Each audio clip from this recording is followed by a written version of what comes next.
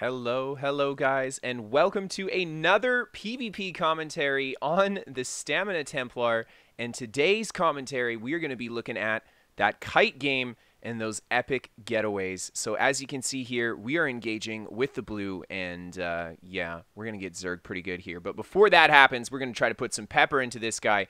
We dot him up with the power of the light, with the poison injection. He is running the shield, the shimmering shield, so our javelin won't deal the big damage that we want it to until his shield's down. There you see, we get him with a nice little combo there. He responds with his Dawnbreaker. We actually get the block off on his Dawnbreaker there. We don't take the stun, which is super awesome. And then another player engages. We quickly stun the player that just engaged, and then we're just going to do a peel around the rocks here just to kind of check out the surroundings. And it looks like we've got EP on this side for now, so we should be all right on that flank. So I can just fight on the on this flank here and see how things go. So we just re-engage with this Warden here as he kind of fights the rest of EP, but he retreats into the back lines. Are we going to let him? Looks like there's not much we can do there. Going to do our best to just do a little bit of a kite maneuver here. Go the long way around the tree, mostly because it's a direction change and people aren't going to stay on top of you with the direction change. And yeah, we actually do a really nice peel just to easily get out of that. And that big blue Zerg, man, look at them. Look at them. Now we're going to attract some real attention, I think. So here we've got the Sork jumps on top of us, goes for that streak. We go for the combo on the Sork here, drop the Dawnbreaker. And yeah, this guy is so tanky. He's just laid on the ground and we couldn't even hurt him.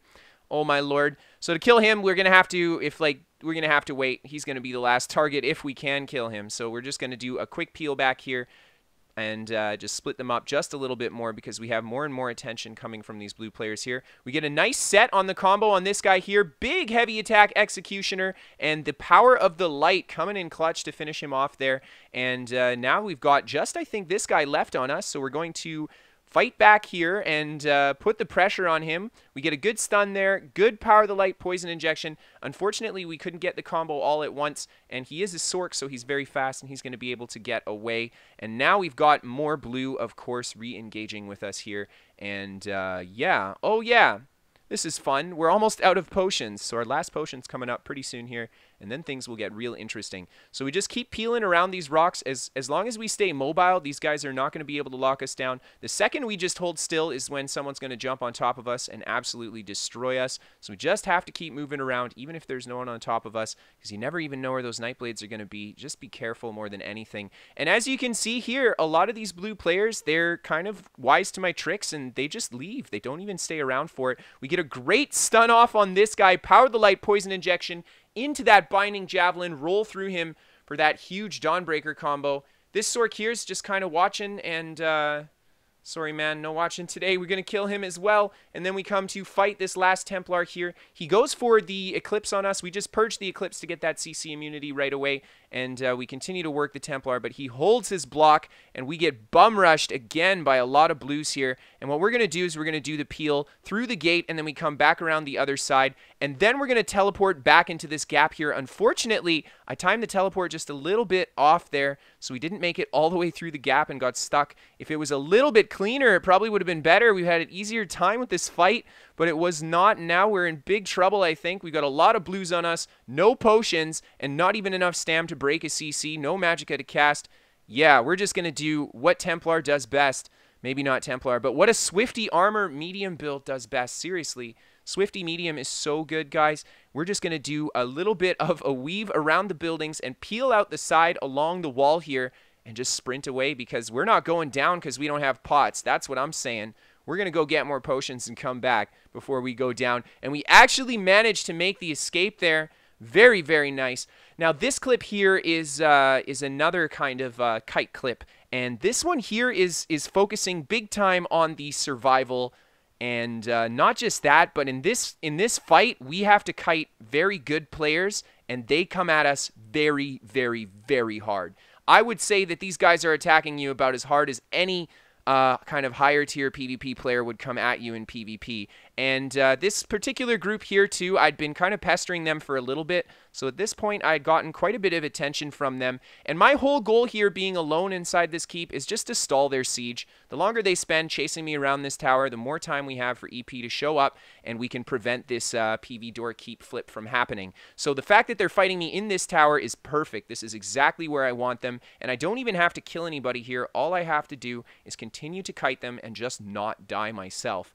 So what we're going to do is do just that, and we start with some simple theatrics here. We're just running up the stairs, jumping down, and looping back over. Nothing too complicated to begin, and especially fighting more experienced players, you don't really want to show them your hand right off the bat. That's my experience with it. I don't want to do my harder jumps or you know, the kite moves that are a little bit harder to keep track of. I want to make sure that we start a little bit easy, and as you can see there, we slowly pick up the pace. Running around the corner, big direction change, and missed right back through them, and we managed to lose all the guys at the bottom there. And we're just going to keep doing that. Lots of random direction changing. There you see this guy sees us run through at the bottom, thinking we're going to go out the other side, and he just jumps off the edge, leaving his fellow player alone up top. But like I said, these guys are good players, and they are not going to give me a second to do anything here. As you can see, the second I turn to do anything offensive, we are instantly attacked, and we have to do a ton of dodges just to make it out of that. And yeah, they are still really hard on my tail, and we're just going to keep doing what we do best in that medium armor Swifty build. Just keep trolling these guys. Here you can see we do another great peel here, and we're actually going to go for the teleport jump here. This is incredibly smooth. We make it right back in underneath the thing, and we managed to do an excellent kite there, lose absolutely everybody off the top, which is so perfect. That's what we want. And then we're just going to drop down behind them as they chase us around here. A big thing, too, with these kite builds, guys, is you watch how your opponents run and watch how they move, and you can almost predict how they're going to chase you, and then just change how you run to get away from it, if that makes any sense. But we're just kind of watching how they move, and we're looping over them, and we're making their own movements essentially hurt them, forcing them to run around a lot more than they need to. In perfect honesty, if these guys just spread out and held still, it could lock me down. But the fact that they're all chasing me allows me to continue to split them like this. We throw huge damage into that Templar there, but it's not enough to bring him down. He's pretty tanky. So we have to split literally right away because we have no stamina. We have to be so careful here. We take a pretty bad stun here. Go for the fall down there. Land on the pillar. Super lucky there. And then we get the roll dodge as we go around the corner. Yeah, super lucky there to take that survival. Like I said, these guys are really coming at me. And even though we've managed to kite most of them out, there's still always one or two guys that are right on my tail. And we've got a lot to deal with. Super clutch mist form there. Had we not gone for that mist, we definitely would have got stunned in a bad spot with a few players on top of us, as well as the player up top looking down at us. But a great little kite back in there, and we do the same thing. We come off the top, split down. Here we go again. We come off the top, split down in behind him, and we just walk up the stairs behind him. He doesn't see us or notice us until we engage with him. And then we take kind of a weird jump and hit the same pillar again. And these guys realize what I'm up to, and they stop attacking me. They know I'm just here stalling them. So I come back and I re-engage. I'm going to attack them now if they are not going to attack me. And we just start with a little bit of pepper there. We don't have the security of the of being in the walls anymore, so we're going to have to be careful out here. We've got quite a few pillars to work with, though, so we can make that work if we need to.